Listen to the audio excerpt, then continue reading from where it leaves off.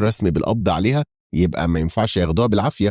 وساعتها شعلة ما بيبقاش قدامها حل غير إنها بتوافق تروح عند فوسن. بس للأسف أول ما بيعدوا من جنب الشارع بتاعها بيلاقوا عربيات الشرطة مستنيهم هناك، وده طبعا من عمايل ديريا كتر ألف خيرها.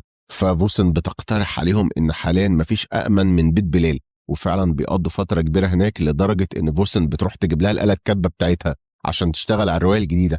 ومن ناحية تانية ديريا بتجمع الفريق بتاعه وبتقول لهم هو انتوا مش شاكين في فوسن؟ انا حاسه انها الفتره الاخيره متغيره، تفتكروا ممكن تبقى اتاثرت من كلام شعله؟ وبتطلب منهم يزقوا عليها واحد عشان يراقب كل تحركاتها. وفعلا احساسها بيكون في محله، لان بالتدريج فوسن بتتعلق ببلال. ومش بس كده، دي كمان بتنبهر من تأثير الرواية الجديدة بتاعت شعلة على الناس، وبتفرح جدا بنجاحها. بس للأسف السعادة دي ما بتطولش كتير، لأنهم بيصحوا في نص الليل على مكالمة إن الشرطة في طريقهم لبيت بلال بعد ما عرفوا مكانها. ده غير إن شعلة نفسها بتكون تعبانة جدا ومش قادرة تتحرك، ولما بيجروا بيها على الدكتور بيبلغها إن الرئة تعبانة وللأسف عندك مرض السل. فبتتصدم لأن بقالها فترة عندها كحة، بس ما كانتش متخيلة إن الموضوع كبير قوي كده. وطبعا بتتنقل العمليات بسرعة. وبما إن المصايب بتيجي في الماضي والحاضر مع بعض، فأزجي بتلاقي الشرطة داخلين المحل يقبضوا على كرم بتهمة تهريب الآثار.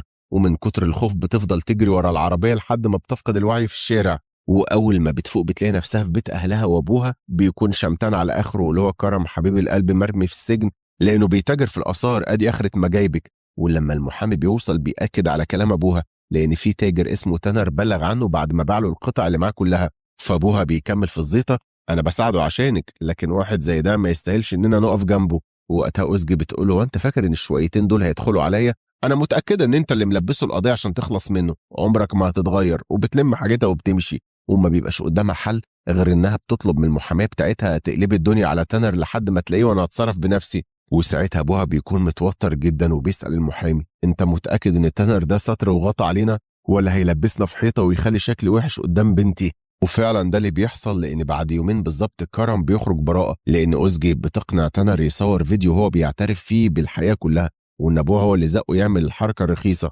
وبتروح تواجهه بنفسها وبتسأله هو انت عايز مني ايه بالظبط؟ انا عمري ما هرجع زي زمان، فابعد عني وعن كل اللي حواليا. وتاني يوم كرم بيجهز لها الفطار بنفسه بمناسبة عيد ميلادها. ومش بس كده، ده بيكون جايب لها سلسلة هدية بتاعت اول روائية في العصر العثماني.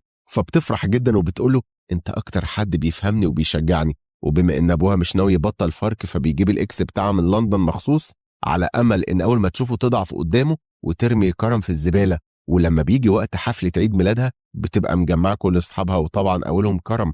والحفله بتبقى ماشيه حلو جدا لحد ما الصواريخ بتشتغل، لان صوتها بيأثر على كرم جدا وبيفكره بعقده قديمه، لدرجه انه بيغيب عن الوعي وبيحس انه في ساحه حرب وحواليه جنود بيضربوا من كل حته. وفجاه بيشوف بنت صغيره بتتصاب بطلقه وبتفقد حياتها، وبيرجع من كل الهلاوس دي على صوت أزجي وهي عماله تقول له خلاص كل ده عدى، انسى، احنا في اللحظه بتاعت دلوقتي. والصدمه بقى انه بيلاقي اللي موجودين عمالين يتفرجوا عليه، لانه قلب الدنيا ورمى التورته على الارض.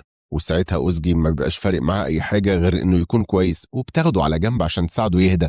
فبيحكي لها اللي حصل، لانه كان بيشتغل في القوات الخاصه، ومن وقت الحادثه دي وهو قدم استقالته لانه مش قادر يتخطى. وبيعرفها أنا كنت فاكر إن وجودي هيساعدك تكوني أحسن، لكن الموضوع جه بالعكس، لأن وجودك هو اللي خلاني أحاول أعيش بشكل طبيعي من تاني. والمشكلة إن بعدها بشوية بيسمعها وهي واقفة مع الإكس وبيعرض عليها خلينا نرجع لبعض، أنا عارف إنك كده كده ما تقدريش تعيشي من غيري. فطبعا بيتضايق جدا من الكلام وبيمشي من قبل حتى ما يسمع الباقي. أما أزجي فبتصدمه إن الكلام ده كان زمان، لأن حاليا مش فارق لأي حد غير كرم وشغلي وبس.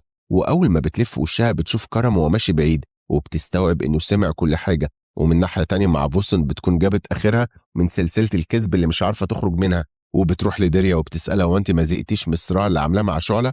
أنا خلاص استوعبت إن مشكلتك معاه لشخصها، وبتستغلينا كلنا عشان توقعيها وتحققي الرضا لنفسك. وفي الوقت ده شعلة بتستوعب إن الهروب مش هيفيد بأي حاجة، وبتلم شنطة هدومها عشان تروح تسلم نفسها. وأول ما بتوصل عند بوابة السجن بتلاقي كل الناس اللي بتحبها واقفين مستنيينها عشان يشجعوها. وفجأة بتشوف فوسن وهي داخلة عليها لأول مرة من غير الحجاب، وبتقول لها أنا آسفة، بس أنا السبب في كل اللي أنت فيه، لأني شغالة مع داريا وقربت منك مخصوص عشان أنقل لها كل أخبارك. والصدمة الأكبر من كل ده إنها بترد عليها طب ما أنا عارفة، شفتك مرة وأنت معاه، ده غير إني لمحت التسجيل اللي كان في جيبك طول الوقت، بس سبتك لأني متأكدة إن هيجيلك الوقت اللي هتوبي فيه وتفهمي الصح من الغلط. على العموم أنا مسامحاكي. وبالرغم من إن شعلة قلبها كبير لدرجة إنها تخطط الموقف، لكن بلال وأهلها ما قدروش يعملوا زيها ورفضوا إنهم يسامحوا فوسن. وبالمناسبة يعني فوسن تبقى فوزية لأنها من بعد اليوم ده غيرت اسمها وسابت الشغل واتحجبت.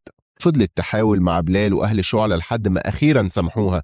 وأول ما شعلة بتخرج من السجن بتروح تزورها وبتحكي لها إن نويت التوبة وقريب قوي هتجوز أنا وبلال، والأهم من كل ده إني بدرس فنون تطبيقية طالما مش هيخلوني أكمل شغل صحافة بالحجاب.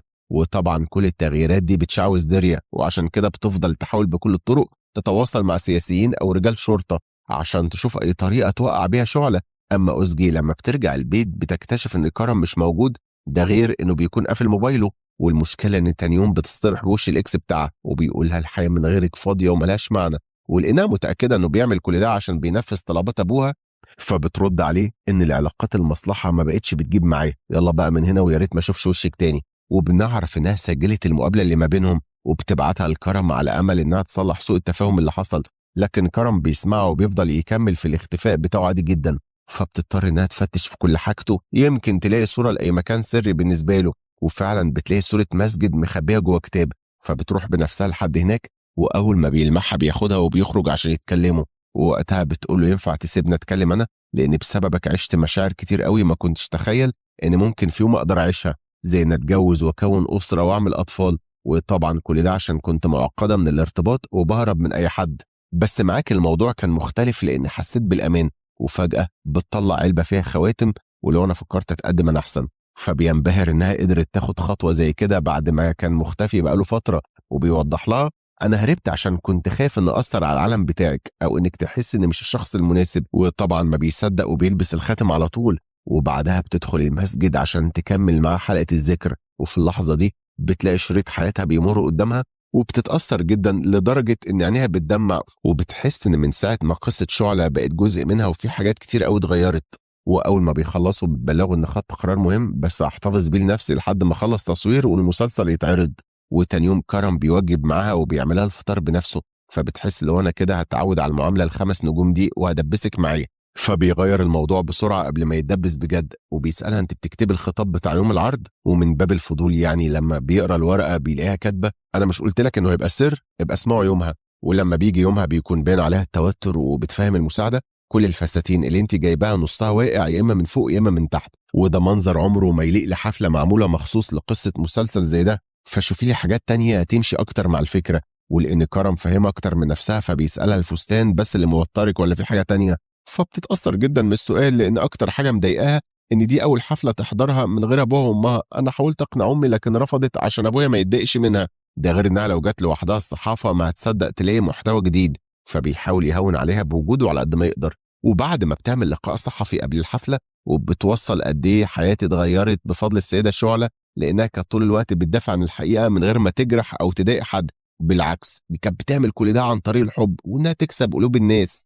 ومن ناحية تانية كرم بيروح لأبوها الشركة على أمل إنه يصحي إحساس الأبوة عنده، وبيديله برواز كبير ملفوف على أساس إنه هدية، واللي هو لما أمشي يبقى افتحه براحتك. ووقتها المساعدة بتجيب لأوزجي فستان زي ما كانت متخيلة بالظبط، ووقتها بتصمم النهاردة مفيش مجوهرات غالية، أنا هكتفي بالدبوس بتاع شعلة والسلسلة اللي كرم جابها لي، لأنه اليوم محتاج يكون مليان بتفاصيل بسيطة من السيدات اللي نضلت في حياتها. وبالنسبة لشعلة فالصراع ضدها فضل مكمل عادي جدا حتى بعد ما خرجت من السجن، وده ما غيرش منها أي حاجة غير إنه خلاها أقوى بكتير وبتحارب كل اللي حواليها عن طريق كتاباتها ونشر الوعي. أما ديريا فبتكمل في حلقة الشر والانتقام لدرجة إنها بتعمل فريق كامل وبتطلب منهم تراجعوا كل مقالاتها كلمة كلمة عشان ندور على أي ثغرة نعمل لها بيها مشكلة جديدة أو نرفع بيها قضية. دي كمان الموضوع وصل معاها إنها بدأت تقرب من المحجبين عشان تقنعهم بأي طريقة يأثروا على شعلة فتغير طريقتها. يعني من الآخر كده شعلة كملت نضالها بالرغم من كل محاولات النظام والحكومة وحتى داريا شخصيا. نرجع بقى لابو أوزجي تاني، لأنه أول ما بيفتح البرواز بيتفاجئ برسالة مكتوب فيها أطفالكم مش ملك ليكوا، لأن كل شخص من حقه يختار الطريق الخاص بيه، لأن حتى لو كنتوا سبب في إنهم موجودين على الأرض بس ده ما يمنعش إنهم مش ملك ليكوا. ولو حاولتوا تسيطروا على أجسادهم عمركم ما هتقدروا تعملوا ده مع أرواحهم، فالأحسن بدل ما تجبروهم على طريق معين سيبوهم يختاروا حريتهم وشجعوهم. وفي وسط كل التفاصيل دي بتكون أوزجي وصلت الحفلة أخيرا وبتعلن عن خطوبتها هي وكرم، وفجأة كل حاجة بتتغير 180 درجة في اللحظة اللي بتشوف فيها أبوها وأمها داخلين الحفلة، لأنها بتتأثر جدا وبتترمي في حضن أبوها. وزي ما شعلة اختارت طريقها بنفسها وكملت فيه، أوزجي بتعمل نفس الحاجة بالظبط، وبتاخد على نفسها عهد مش همثل أي دور غير لما أحس إنه فعلا هيكون ليه تأثير في المجتمع. وأول ما بتطلع على المسرح بتتخيل إن كل الناس اختفت ومفيش غيرها هي وشعلة وبس، فبتمسك إيديها وهي طايرة من الفرحة وبتقولها أنا وصلت الأمانة وكملت الطريق.